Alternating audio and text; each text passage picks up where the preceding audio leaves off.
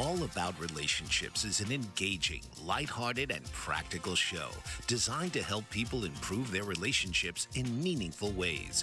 Hosted by Dr. Don Allen, a certified Gottman therapist, as well as an advanced trainer for the Institute. He is also certified in emotion-focused therapy.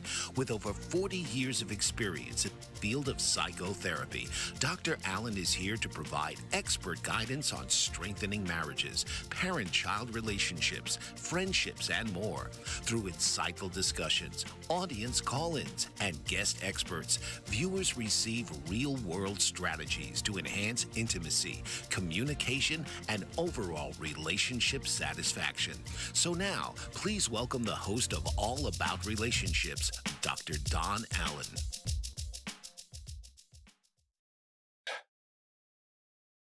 Hello and welcome back. This is the show all about relationships, working towards ideal marriages and loving, lasting relationships. So, believe it or not, this is episode 5 of our second season. So, this is really nice. I oftentimes will look at what I'd like to talk about, but I kind of have an overarching theme.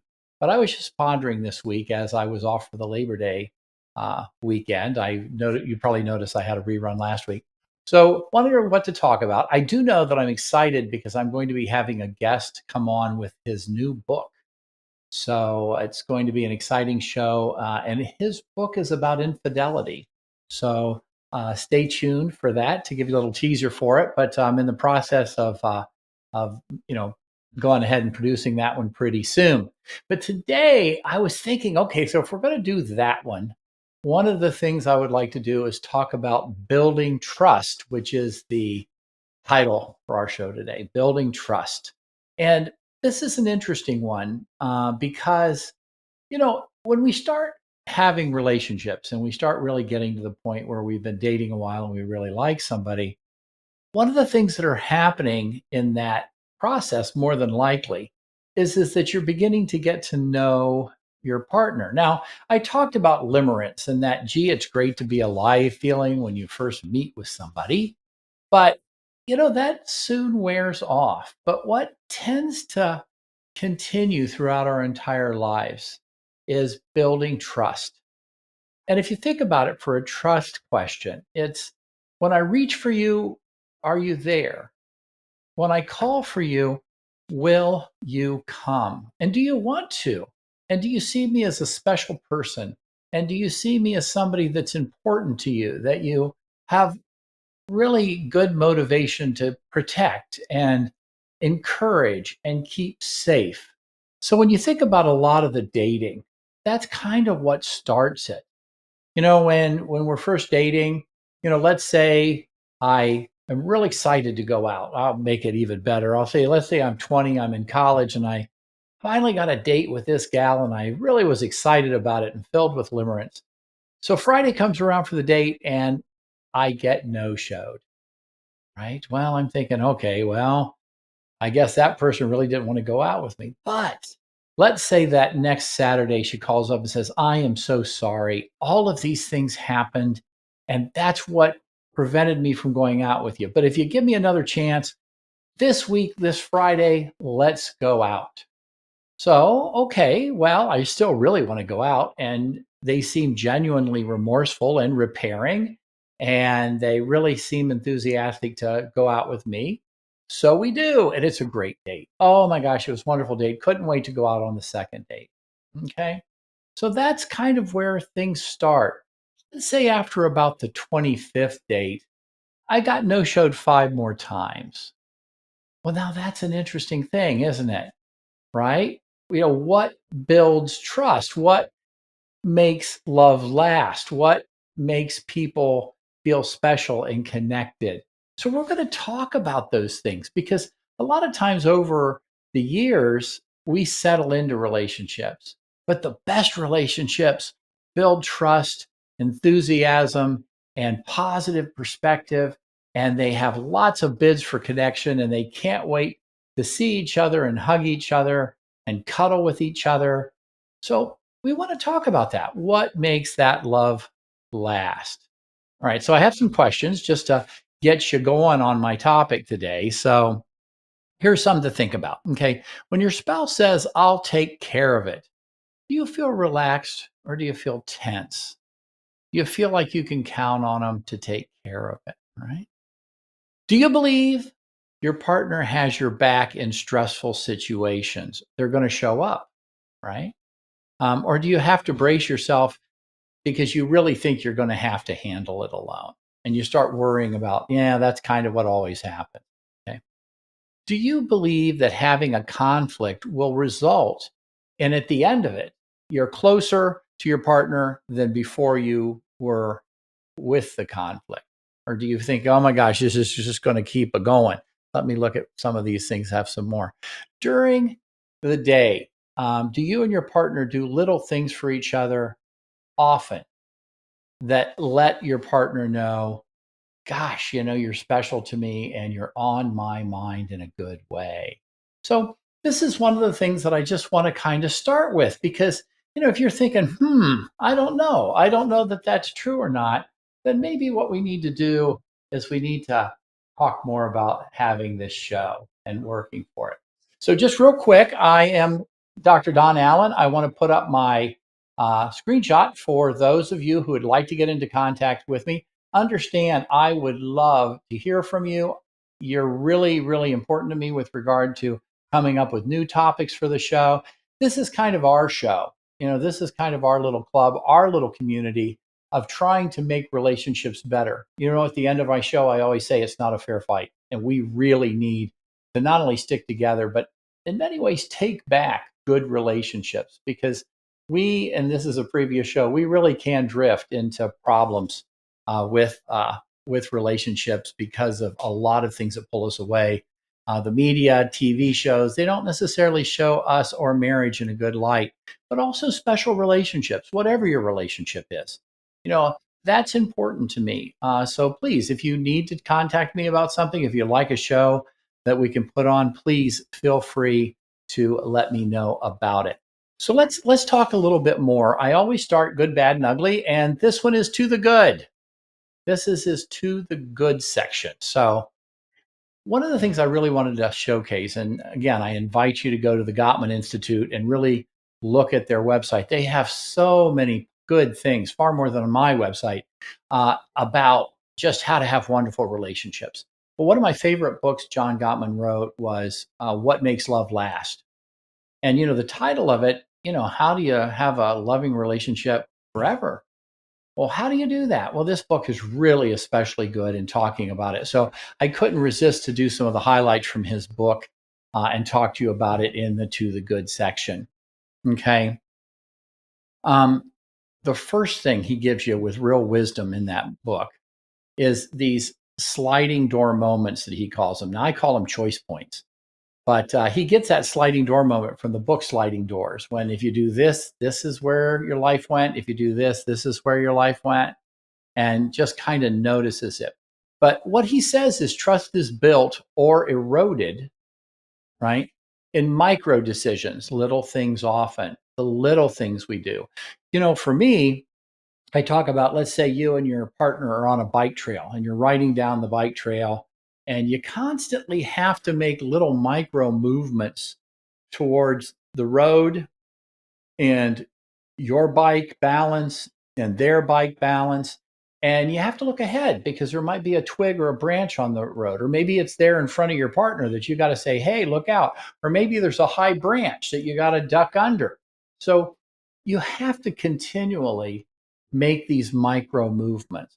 But if you think about it, that's not why you're on the bike trail. You're on the bike trail to enjoy a bike ride, to feel the breeze, to look at the clouds, to see the trees, to look at this time of the year, maybe if you're up in North America, what you might notice is that it's starting to have leaf change, right? It's starting to look different or feel different or smell different. But that's why you're on the bike trail. And not only are you there on the bike trail for you to see it, but to enjoy it with your special person, your partner. So one of the things he talks about is those micro decisions in your relationships, extremely important, built on research. Okay. The other thing too, it isn't about honesty alone. Do you act in your partner's best interest at all times, even if it costs you something? Even if something happens that, this, hey, you have to go out of your way, but it's for them. I just think you always want to think about that. Whenever I go to the grocery store by myself, I always buy a little something for my wife. I'm not talking about a new Buick. I mean, something that she might like or enjoy. Just let her know I was thinking about her in the store, right? Little trust metrics. Um, the other thing, too, couples often assume that trust is static, right? But it's a system that requires maintenance like everything else. Now I'm going to refer you back to the relationship house, friendship house, the conflict house, and then higher meaning. What's important to both of us? And we build it on trust, which I'm talking about today. And that builds that commitment. So just very, very, very important. Um, the other thing too is, how do you see your partner, right? Do you assume malice? Do you assume negative? Do you notice everything that they do wrong? Do you wonder why they do it wrong? Well, why do they do it that way? Well, they should do it my way. They should do it this way. But that constant little critiquing, is that what you're doing? Or is it one of those things that you look and you just share in the joy of, your partner doing it so special? We do that a lot with our children, especially when they're babies or first year or second year of life. It's like, oh my goodness, uh, look at what they did today. Look at how that was interesting today. And even things that may be just regular old things become incredibly special when you've got a baby. Don't stop there. Keep going about that with your partner. Okay. Right. The other thing too is, I talk a lot about something I call vulnerable intimacy, which is bringing your partner things that are going on in your life that scare you, that worry you, that make you feel unsafe, even if somebody might think it's silly, not silly if it's making you unsafe. So bring those to your partner and have a relationship that you can count on them meeting that with, well, let's worry about it together rather than fixing it or criticizing you for having it, right? So that's really, really important. The other thing, too, is I often talk about hungry, angry, lonely, tired, scared. You know, one of the things that happens with life is we're human and things happen to us that are just human. You know, I had a wonderful week with some dear friends uh, for the Labor Day weekend, and one afternoon I just needed to take a nap. I just said, hey folks, excuse me, but I just need to lay down for a while. I was tired. Now again, maybe I shouldn't be tired. Maybe I should be really trying to focus on having a great time and going with the flow. Sometimes we're just needing that, right? So it's fine. And then when other people needed a nap, why, I was more than happy to support that too. So, that external stress, those things when criticized can erode trustworthiness. So we got to be careful with that, right? That's what John's talking about. Um, the other thing too is, when we talk about neglect, if we get to the point where we're just really not making any of the bids to our partner, that's when, opportunities for betrayal and real serious erosion in a relationship can happen, so much so that it can break up relationships. So when we're having those kind of experiences, we really need to jumpstart the relationship and really build back not only the trust, but just a lot of bids for connection and celebration of our partner, and then be able to take in their love too. That's where I talked about negative sentiment override, right? Can't have that. So we need to do better with it. Um, so what we notice is that emotional safety breeds intimacy, which reinforces the safety. And safety is so important in relationships. And I just don't mean safe that I'm not going to get punched in the nose, but safety in that I can bring anything to my partner and it's welcome, received, and celebrated, right? We always want to do that. We do this again for little kids. I don't know why we decide to stop when people get older and stuff. We really, really shouldn't do that. So just these are some of the things that, like I said, in John's book, really, really, really, he found from research is essential every day, maintaining, weeding the garden. All right. So that's pretty cool.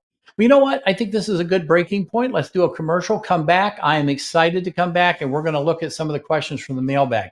So don't go away, and I can't wait to see you here in a few minutes.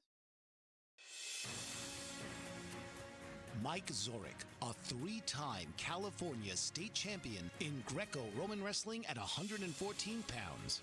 Mike, blind since birth, was born in Hartford, Connecticut. He was a six-time national placer, including 2 seconds, 2/3, and 2/4. He also won the Veterans Folk-Style Wrestling twice at 152 pounds. In all these tournaments, he was the only blind competitor.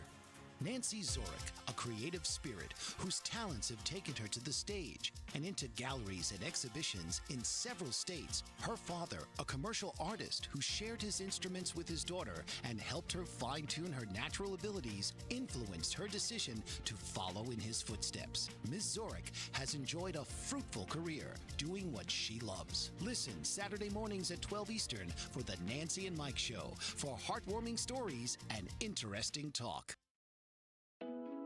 Are you struggling to care for elderly parents or a spouse? Do you wonder if being a caregiver is making you sick? Are you worried about taking time off work to care for elderly parents and balance work, life, and caregiving? Has caregiving become exhausting and emotionally draining? Are you an aging adult who wants to remain independent, but you're not sure how? I'm Pamela D. Wilson. Join me for the Caring Generation radio show for caregivers and aging adults, Wednesday evenings, 6 Pacific, 7 Mountain, 8 Central, and 9 Eastern, where I answer these questions and share tips for managing stress, family relationships, health, well-being, and more. Podcasts and transcripts of The Caring Generation are on my website, PamelaDWilson.com, plus my caregiving library, online caregiver support programs, and programs for corporations interested in supporting working caregivers. Help, hope, and support for caregivers is here on The Caring Generation and PamelaDWilson.com.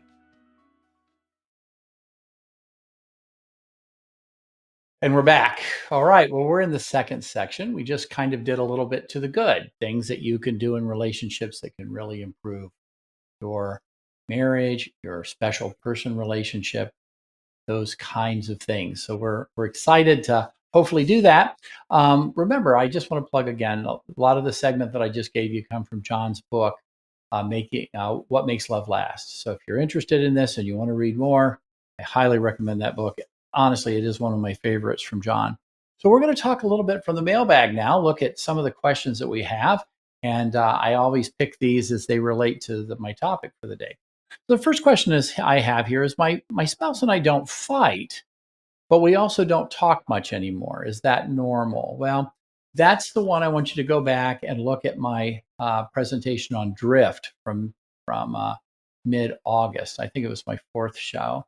But you might want to look at that one and see what we can do to make things better. Remember, one of the things about anything, whether it's making a garden or whatever you're doing, if you drift away from a routine, many times we go back to a more relaxed state, or in the case of a garden, it overgrows. So we aren't fighting, but that may be, let me ask you a question on that one. If you're not fighting, are you avoiding fighting? And if you are avoiding fighting, what are you avoiding? Are you avoiding, for example, I don't trust that the fight's going to go anywhere?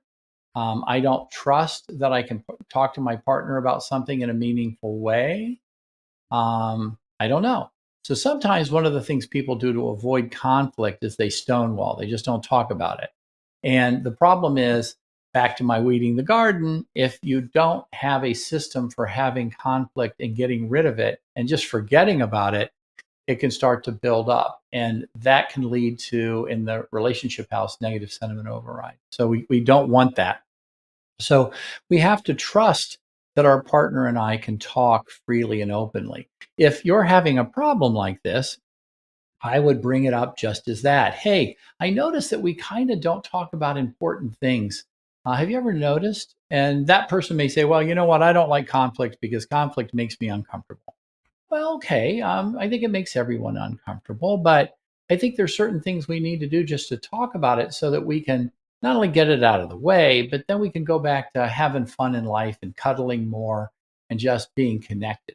We shouldn't let a conflict or an imagined outcome from a conflict get in our way. So trust that you can have those conflicts. And if you're having trouble, Look at some of the things I'm giving you today to get over that. Okay. Next one. We used to be affectionate. Now we're just polite. How do we get back to having more affection? Well, one of the things that I have talked about in the past, which I think is really important, don't say what you don't need. Okay, don't say that. What you can talk about is, hey, I really think you're awesome. And I think you're attractive. Maybe even I think you're sexy. And, one of the things I like to do when I see you is to hug you or to just, you know, get my arms around you or maybe give you a big smooch on the neck. And boy, that would be so much fun. But boy, you know what? I'd also like that back. So we used to do more of that, and I think when people get busy in life and they've lived together for a while, we get it out of our routine. Why don't we bring some of that back? Now, the first thing I would suggest to you is go slow, get acclimated to each other, and cuddle. Cuddling is a great way to start. You can go to the Gottman card decks and you can look at the salsa cards, and especially the mild and the medium cards. Might give you some suggestions where if you're both saying, hey, that sounds like a good idea, you can try it. But we find that when people are openly connected and affectionate outside of the bedroom, it really can lead to more intimacy in the bedroom. Also, we don't need to necessarily look at having intimacy in the bedroom as the end goal. Just having an atmosphere in the house. You all should do something just for fun. Go to the grocery store, go out, be walking. People are around, and just in the middle of walking, just give each other a big smooch and talk about what that felt like. I don't know about you guys, but when I grew up about 300 years ago, boy, you didn't do PDA. You didn't do public display of affection. Well, that kind of makes sense with kids and school and stuff. But you know what? We're grown and a lot of us are in significantly wonderful relationships. So if you feel the mood to give your partner a big smooch in public, why not? Why not? So talk about those things. Trust that you can. And if you can't, talk about that, right? All right, let me look at my time, see how we're doing there. I got some time for some more. This one's interesting. I've talked about this more than once because it's just, I keep hearing about it. I feel more connected to my phone than my partner some days. Where do we start? Well, one of the things that we all have been talking about, and certainly I've been hearing this about kids in school, and that's limiting screen time, right? This isn't the first time that these things have happened. Let me give you an example. Then this is my understanding. I haven't read this, but I've been told this from people who are professional. The idea of the concept of yes plus one. Yes plus one is comedy. If you ever watch a show like Saturday Night Live, they kind of base it off of that premise, yes plus one. And what it is basically is whatever somebody says, say yes, and then add something to it, right? So if you said to me, wow, the giraffes are here, I might say, oh yeah, hey, I see them. You know what? I'm surprised this time they didn't bring the zebras. Okay, so I took yes, there's zebras in the room, even though there weren't, and I added something to it. That's what yes plus one is.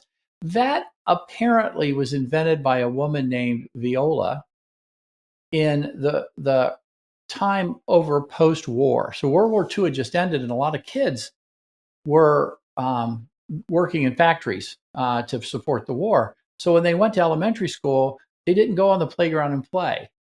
They sat down like they were going to get their hard hat and their lunchbox and sit and have a break like you would in a factory. So what this woman did was she started playing yes plus one and got kids imagining again and playing and being silly and funny and spontaneous. And that's kind of where this whole yes plus one was invented, I am told. But you know what we did? We made the kids interactive. Well, one of the things that we're doing now is we may not have a hard hat and sitting on a bench after working in the factory, but what we do have is something that requires our constant attention. And we start really getting into these phones. Now, this is my theory. I talked about it on another show, so this is for what it's worth. But I kind of see more and more people get so into their phones or media that humans become a pop-up screen. And what I mean by that is that if I'm in the way of something they're doing on their phone, they want to, screen me off as quick as possible so they can get back to what they're doing, right? And more, I kind of come from the age where if I'm walking on a bike trail or a bike path and I see you, I'd probably go, "Hi, how you doing?" About it. But I always look at somebody and make eye contact and I smile at them. More and more, I don't see it coming back, right? Or they have these earphones on like I've got, and they're just into whatever they're listening to or their music, and they really don't want to be bothered with anything that's not what they're doing. I become a pop-up screen. That's my theory. So one of the things that we can do is to recognize that and make sure we balance that with bids with actual human beings. It does several things that are crucial. The first thing it does is it gets us back to interacting with people. And we are hardwired to interact with people. Absent doing that can cause a whole lot of isolation and unfortunately can lead to some kind of mental disorders potentially. So got to be careful with that. The other thing too is sometimes people just need a hi from you. Maybe I don't need a hi, but maybe the person I'm passing thought, "Oh my gosh, that guy thought enough to say hi to me." So very, very important. So when we start noticing what I just mentioned, I'm more connected to my phone. We may not be doing it intentionally, but what we're doing is getting more and more of our bids from our devices. And that can cause our partner not to feel like they're getting their 80% bids or you are. You got to have approximate 86% bids. That's what we notice makes the world go round. But if you're falling below 33%, and even that's 2/3 down, now you're going to start having issues related to that, right? So very good. Well, let me look at my time. I think I have time for one more question here. Let's see. I'm not mad at my spouse, but I'm not excited either. Is that a sign of trouble? I think more to the point, it's like being on the bike trail. If you're finding yourself 2 miles ahead of your partner on the bike trail, you guys might be biking, but you're not doing it together. And, eventually, why am I on the bike trail at all with my partner if I can just do this by myself? So you never want to feel that way, and you really never want your partner to feel that way. So one of the things you want to do is to look at that and say, hey, we need to be doing things that are making positive bids for each other. And we need to be doing things that we can trust that we're going to be there for each other in ways that we just assume it, and we constantly are making that happen. Again, weeding the garden, right? Weeding the garden. So that's really important. One thing I've mentioned on my shows earlier too is we should have that one meeting a week for about an hour. And I've talked about it. This is part of the Gottman's ideal relationship too, but it's, we start the meeting with 5 things that happened fun this week and 5 things we really liked about our partner this week. And then the other partner goes. And then we start talking about our week. What's going to happen next week? What happened last week? Are there things that we need to work on, to fix, to rehash, whatever? Nowadays, especially, we're right at the time as it happens, I'm doing this taping, the kids are going back to school.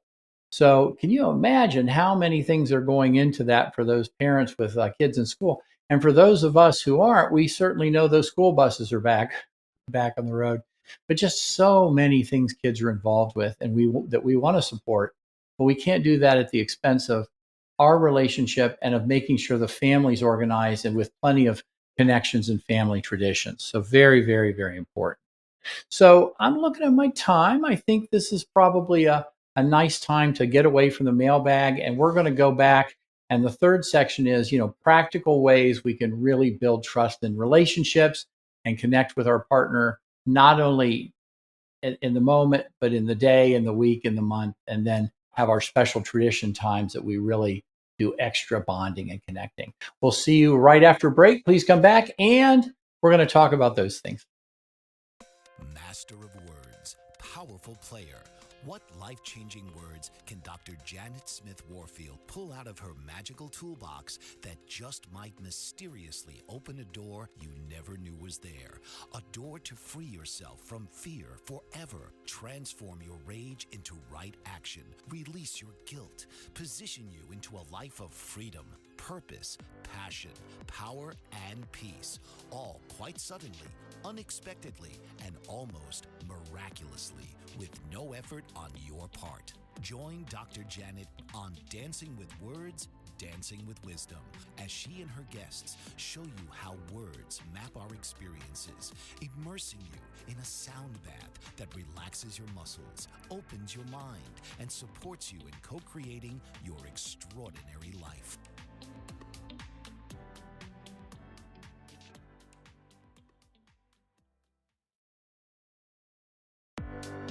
Author, radio show host, and coach John M. Hawkins reveals strategies to help gain perspective, build confidence, find clarity, achieve goals. John M. Hawkins' new book, Coached to Greatness: Unlock Your Full Potential with Limitless Growth, published by iUniverse. Hawkins reveals strategies to help readers accomplish more. He believes the book can coach them to greatness. Hawkins says that the best athletes get to the top of their sport with the help of coaches, mentors, and others. He shares guidance that helps readers reflect on what motivates them, rediscover and assess their core values, philosophies, and competencies, find settings that allow them to be the most productive, and track their progress towards accomplishing goals.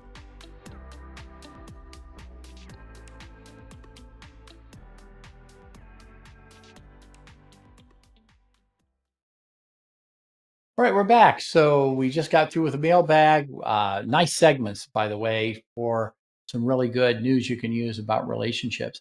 You know, one thing that reflected when I looked at the mailbag questions is just people worry. You know, they worry about, where am I with my partner? What's going on? Am I okay? Are things all right? And it gets back to what I kind of started the show off, because before I begin, I usually kind of just reflect on things. And that's one thing I really notice. I mean, when we start relationships, and people are really happy with one another and they start to date, and what they start to do usually in those first dates is they really start talking about what they like and what they don't like, what's important to them, what's not important to them, what they want to be doing in their life, what they want to accomplish. When you start dating, you might find out that, hey, I really like to travel, and so do they. Or some people's like, you know what? They don't want to travel. Neither do I. I just want to stay home on a Friday and watch movies. Maybe they like binge watching movies. Maybe they love football this time of year. It depends. But people start to find out how they're like-minded. And the other thing too is back to our partners. Let's say, we really don't like to do something, but we really support what they do. You really do. Let's say you don't like to be outside too much because there's mosquitoes and everything, but they love to play softball. And you know what? They want you to come watch them play softball. Well, maybe the last thing you want to do is play softball, but you want to watch them and you want to hear them talk about how much joy they had in the game. Well, that's giving back to your partner, even if it's kind of at your expense, right? And then you look for reciprocity. Well, you know what? I watched their softball game, but they come and they do my book club with me, and they don't particularly like to read, and they don't like to sit in a book club and talk about books, but they do it because I like it, and we talk about the book together. It means so much to me that they do that. So one of the things that you really want to look at is what that higher meaning is, because that's how we start relationships, right? Make each other's dreams come true. And what's our shared meaning? Well, maybe our shared meaning isn't going to a book club, but our shared meaning is doing it together, doing something together that's meaningful, you see. So those are fun things, and then we might gather with people that are like-minded. Maybe we do things like a book club, or maybe we get together when we have meals together. Maybe we go to movies every other week. There's something there. But, again, finding out what they like and keep going. We do that at the beginning of relationships, but we can settle in. And what used to be interesting to us may not be anymore, but we need to ask those questions, what is, because that's Love Maps, and that's part of Friendship House. So the first thing I want to talk about is some of the things from John's book with regard to how to make love last. And again, it's trusting. When I reach for you, are you there? When I call for you, will you come? Well, we know that master marriages make bids for each other 86% of the time successfully. Hi, honey, I'm home. Hey, I'm upstairs. Come here and tell me what your day was like. I can't wait to see you. Those are bids for connection, right? So we want to be able to do that. Say I'm really tired. I come home. The only thing I want to do is just go sit on and watch my device and just pay attention to something. And I don't even say hi, right? And nothing wrong with being tired. But, again, you have to communicate with your partner and see what they need as well as what you need, right? So we want to really make sure that whenever we're talking, we are kind with gentle startup, right? Just be peaceful, be gentle. How are you doing? Hey, it's good to see you. Just that nice light tone that lets people know that they're safe and connected and everything's all right. Okay. The old treat your partner like you wanted them to treat you when you mess up as well. So if I think, okay, my partner messed up, I'm all mad. How do I want them to treat me when I mess up? Well, that's stopping in the moment and having emotional awareness about, what I'd like to do. This is the one I talked about a little bit with regard to repair, because repair is your superpower. Say you're sorry, accept the apology. Say something you're sorry for. Be light about it. Oh yeah, hey, I messed up that. And boy, you were so nice to me about that. I really appreciate it. Having that kind of tenor and tone can really, really set a nice existence for your relationship, right? Another thing I put down here myself is just take a pulse of the room often. What's going on in the room? What's everybody doing? How's everybody experiencing it? Just kind of watch, sample the environment. Just, all right, so what does the environment need right now? What can I be doing right now that would add to the positive experience of stuff? So that's part of what is under what John calls emotional attunement, just checking out the room, right? Next one is transparency. This one gets people in trouble a lot, right? Especially when they drift. And that is be open and honest. Be open and honest. Some people have a real issue with you're not going to check my cell phone, right? You're not going to check my cell phone. I have my cell phone right here. I probably should put it on do not disturb. But one thing about it is that, if my wife was concerned about what's on my phone, personally, I would say, here's my phone. Here's my password. I'm doing something stupid. Would you let me know? But some people aren't like that. Some people are like, no, that's my possession. I can't let people look at that. And that's fine because that's something very important to you. But you also have to find ways to be transparent. For me, if I felt like I had to ask about something, what I'm really asking about is, hey, I'm not trusting right now. And I would rather have people talk about why they're feeling mistrust. And some of that mistrust can come from insecurities from days gone by. Hey, there was a time when I was younger and something happened, and I still get really worried that I'm going to be abandoned or I'm going to be left or I'm going to be humiliated. And even though I know you wouldn't do it, it still comes up for me. Well, that's a vulnerability. So what can we do to allay those concerns? We're at the same time, though, maintaining what's important to us. That requires conversation, right? So that happens with a lot of people. That's something I hear often with folks. Okay. So anyway, transparency. But if you have a concerning issue, bring it to your partner first and do it in a loving way. The next one is reliability. One of the things I say about that is show up. How do we show up? Well, we show up in a lot of ways. One of the ways we show up is just working every day, bringing home a paycheck, just going, giving it our best, working hard to get that promotion, working hard to be able to have a little time off for vacation and maybe go somewhere special, all of those things. But can I count on my partner to do what they're doing? And then positive override, positive perspective. I just know they're doing it. I know I can count on them. They're not going to let me down with that. Sometimes what lets us down is life. Sometimes we can get laid off, for example. It's not us, but it's life. Sometimes we go through cycles where interest rates are so high, we can't get a house. And we really would like to buy one, but we can't. And then that's frustrating because maybe our family is getting bigger and bigger, and that smaller and smaller house is cramping our style, right? We have to fight that together. We have to feel like we're doing it together, even though we're frustrated, right? So talking about that, leading with vulnerability. A lot of times what we do with kids, predictability, consistency, and structure. We create an environment that's structured. They can count on what's happening, right? And there's consistency every day. I have a funny story about that. I'm going to age myself too. When I was a little kid, I used to watch Captain Kangaroo. Most of you don't even know what that is, and that's fine. But on Tuesday, after Captain Kangaroo, if I turned around and put my knees on the couch and looked out the window, the street sweeper would go by and clean our street every Tuesday. It looked like something out of one of these movies that just has a perfect household, Truman Show. But I could do that on Tuesdays and I could count on it. And, in my little 4-year-old, 3-year-old mind, I thought the only reason that guy went down my street was because I was looking out the window to see him do it. Not like he went on another street because I was a little kid. But you hear the predictability, consistency, and structure. When we went to school, let's say the school started at 8 o'clock. We all were in our seats. The announcements came on, right? The teacher gave some announcements and started their class. We knew which classroom to be in. Predictability, consistency, and structure.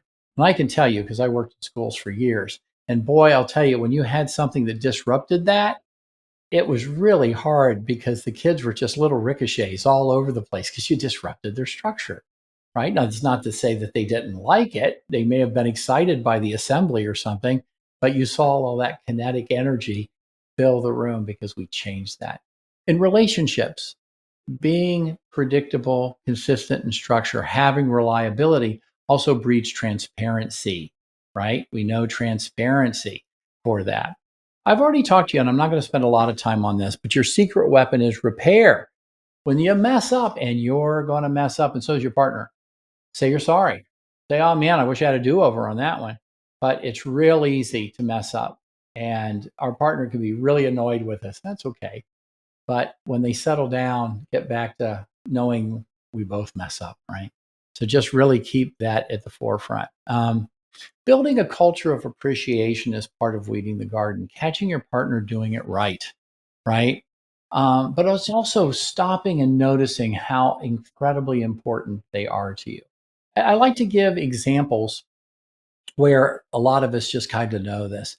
And a lot of us, I guess, have animals or we've been around animals that we enjoy. Not everybody for certain, but yeah, we enjoy them. And one of the things we notice is our animals are unique to themselves. And a lot of times we just really, really enjoy them because of them. And we could get a new animal, but it wouldn't be the same. It just wouldn't be the same. You can't replace them. You can't replace people either. So one of the things we want to do is we want to celebrate and enjoy our people, just like we do other things. I always think it's fun when if I know somebody with a dog, and you come home and they jump up and down and they bark and they just can't wait to see you. They're so happy. I wish we did that with our partners more. Now, I don't think we need to jump up and down and drool on them, but I do think that it would really be nice to run over and give them a big hug and tell them how much you look forward to seeing them. Just doing it a human way. We don't do that as much as we should. And that's one of the ways we build a culture of appreciation with shared meaning. Notice how important they are to you, but tell them. Tell them that that's pretty important. Okay. So, just one last thing, and then we're going to go to our fourth segment, but just understanding your partner's inner world, make each other's dreams come true. And those are going to change. So you have to ask them, what's really, really important to them. I love my exercise, but I can't do it like I used to. But I look forward to doing it in ways I can. And that's really nice. And that's part of the aging process. And it's great.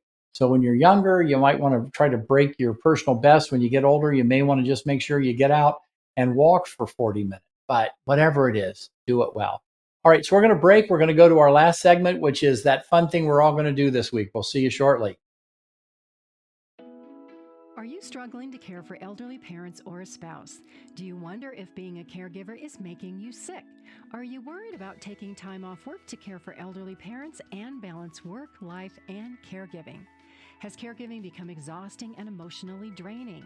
Are you an aging adult who wants to remain independent but you're not sure how? I'm Pamela D. Wilson. Join me for the Caring Generation radio show for caregivers and aging adults, Wednesday evenings, 6 Pacific, 7 Mountain, 8 Central, and 9 Eastern, where I answer these questions and share tips for managing stress, family relationships, health, well-being, and more.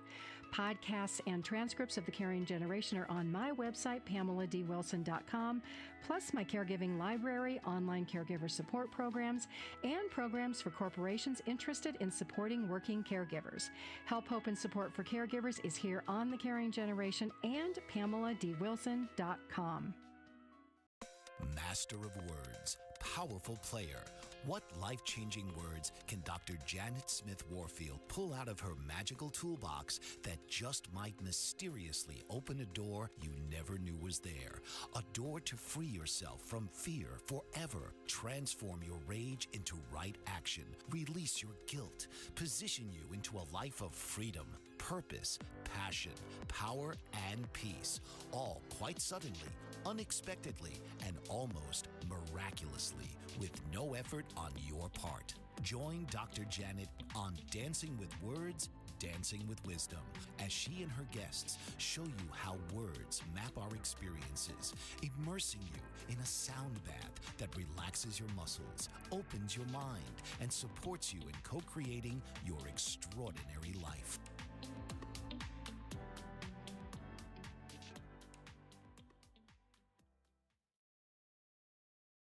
All right. So what we're going to do today is what we always do, which is our fourth segment, which what are we all going to do this week? Now, remember my theory here. We're all doing this together. We're a community. And what we're going to do with this community is we're going to build it. We're going to make it bigger.